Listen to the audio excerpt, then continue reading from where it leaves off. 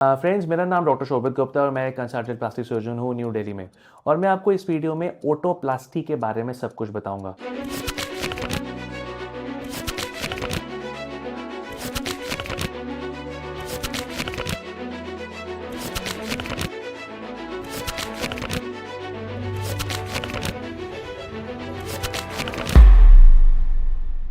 Otoplasty मतलब कान की plastic surgery. और ओटोप्लास्टी किस लिए होती है, कौन कौन से प्रोसीजर्स के लिए हम लोग ओटोप्लास्टी कर सकते हैं, क्या आप आइडियल कैंडिडेट हैं ओटोप्लास्टी के, और क्या आप खुद को अपना सेल्फ असेसमेंट कैसे कर सकते हैं कि आपको सर्जरी की ज़रूरत है कि नहीं है, और सर्जरी भी कैसे होती है, क्या कॉम्प्लिकेशंस होते हैं, क्या कॉस्ट होती है। आपको इस वाले वीडियो में सब कुछ इन्फॉर्मेशन मिलेगा विद द लाइव एग्जाम्पल। आपको सर्जरी भी दिखाई देगी और एक लाइव मैं आपको समझाऊंगा भी कि सर्जरी में क्या क्या चीज़ें चेंज करते हैं पेशेंट के साथ। सो फ्रेंड्स, मेरे सामने एक है पेशेंट है जिनके सामने मैं आपको लाइव डेमोस्ट्रेशन देना चाहता हूँ। देखिए, सबसे पहले जब भी हम कान को असेस करते हैं तो हम हमेशा इसके अलग अलग एंगल्स को हम लोग असेस करते हैं। तो सबसे पहला जो एंगल होता है इसको बोलते हैं मेस्टॉइड और कॉन्का एंगल। ठीक है ना, इस वाली हड्डी को बोलते हैं मेस्टॉइड। और जो सबसे ऊपर वाला रिम होता है उसको बोलते हैं हेलिक्स रिम। और जो अंदर वाली हड्डी होती है उसको बोलते हैं कॉन्का। तो ये तीन मेन जो जो मतलब एनाटॉमिकल स्ट्रक्चर्स हैं। तो सबसे पहले हमको जो एंगल देखना होता है वो देखना होता है कि मेस्टॉइड से कॉन्का में कितना डिस्टेंस है। तो जो आइडियल डिस्टेंस है वो होना चाहिए 15 टू 20 मिलीमीटर। तो अगर आप भी अपना जो है सेल्फ असेसमेंट करना चाहते हैं कि आपको ओटोप्लास्टी करानी कि नहीं करानी, कि आपको बैटियर है कि नहीं है, तो आप भी अपना मेजरमेंट कर सकते हैं अलग अलग जगह पे।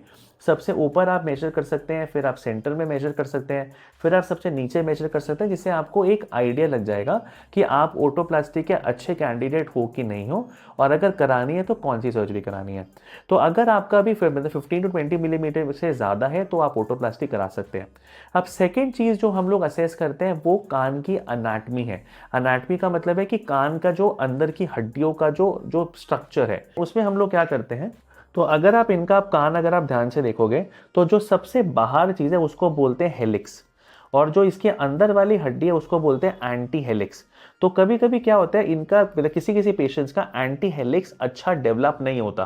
तो एंटी हेलिक्स अगर इनका किसी का डेवलप नहीं होता तो वो बहुत फ्लैट कान होता है, मतलब बिल्कुल मतलब जिसमें मतलब खुला हुआ कान जिसको बोलते हैं, तो ना वैसा कान होता है, जिस वजह से आपको कुछ कुछ लोग मतलब चिढ़ा सकते हैं कि आपका कान नेचुरल नहीं लगता, और वो बहुत बड़ा लगता है और बहुत खुला हुआ कान लगता है। तो इसका जो एंटी हेलिक्स को ना डेवलप करना बहुत ज़्यादा इंपॉर्टेंट है। तो जब हम लोग जब ओटोप्लास्टी करते हैं तो एंटी हेलिक्स को भी हम पूरा डेवलप करते हैं और आपके कान को ना पीछे करते हैं। सिर्फ दो मेन प्रोसीजर्स हैं जो ओटोप्लास्टी के मेन जड़ है। नंबर 1 आपके कान को पीछे करना, नंबर 2 एंटी हेलिक्स बनाना। इस वाले प्रोसीजर में हार्डली 15-20 मिनट लगते हैं। आपको आना होता है, कराना है, जाना है। कोई एडमिशन करने की जरूरत नहीं होती है, कोई पूरा एनेस्थीसिया की जरूरत नहीं है, सुन करके प्रोसीजर हो जाता है। और उसके बाद इसकी कोई भी कॉम्प्लिकेशंस नहीं है। जैसे कुछ पेशेंट्स आते हैं हमारे पास, बोलते हैं कि सर कान का मतलब पर्दा तो नहीं फट जाएगा, मेरी मतलब कान में सुनूंगा तो कान के अंदर तो कुछ नहीं जाएगा। ऐसा कुछ नहीं है। ओटोप्लास्टी प्रोसीजर सिर्फ कान का ऊपर ऊपर का प्रोसीजर है, अंदर हम इसमें कुछ नहीं करते हैं। अंदर नर्व्स, अंदर कान का पर्दा, सब चीज़ें नॉर्मल तरीके से रहती हैं। तो फ्रेंड्स, अब मैं आपको सर्जरी के बारे में बताऊंगा। आपको शायद नीचे छोटी स्क्रीन में मैं सर्जरी भी चल रही है, आपको फिर एग्जैक्ट यहाँ समझ भी आएगा और नीचे सर्जरी भी साथ साथ चलती रहेगी। तो सबसे पहले हम सर्जरी में यहाँ पे एक छोटा सा कट देते हैं। कोई भी इसमें ह्यूज कट नहीं लगता, कान के सामने कोई निशान नहीं आता, तो एक कट बस छोटा सा आता है, वो भी कान के बिल्कुल कोने पे। उसके बाद क्या होता है, यहाँ से हम स्किन को एलिवेट करते हैं, स्किन को हम लोग हटाते हैं और अंदर से एक दो थ्री मतलब 3 स्टिचेस लेते हैं, जो जो मतलब इस वाली अंदर वाली हड्डी से जिसको कोंका बोलते हैं, और इधर वाले हड्डी को जिसको मेस्टॉइड बोलते हैं, तो अंदर वाली हड्डी से हम स्टिच दे देते हैं, जिससे कान जो है इनका बिल्कुल प्रॉपर तरीके से हो जाता है। और सेकेंड चीज, जैसे कि मैंने आपको बताया कि जो है एंटी हेलिक्स बनाना होता है, तो जब वो स्किन हटती है तो अंदर ही अंदर एक और स्टिच दिया जाता है, जिससे मतलब प्रॉपर एंटी हेलिकल फोल्ड भी बन जाता है। तो अगर एक बार प्रॉपर एंटी हेलिकल फोल्ड बन गया और अगर कॉन्को मेस्टॉइड मतलब पूरा ठीक हो गया, तो कान प्रॉपर नेचुरल आ जाता है, and without any side effects and without any scar. इसकी रिकवरी में करीब करीब 5-10 दिन में आप ऑलमोस्ट अपने ऑफिस वगैरह ज्वाइन कर सकते हो। जो स्वेलिंग वगैरह है वो 1 मंथ में पूरी खत्म हो जाती है, प्रॉपर शेप 1 महीने में आपकी कंप्लीट आ जाती है। एक आपको हम ईयर के लिए एक मतलब चिन का स्ट्रैप दे देते हैं, उससे क्या होता है कान की शेप प्रॉपर तरीके से रहती है।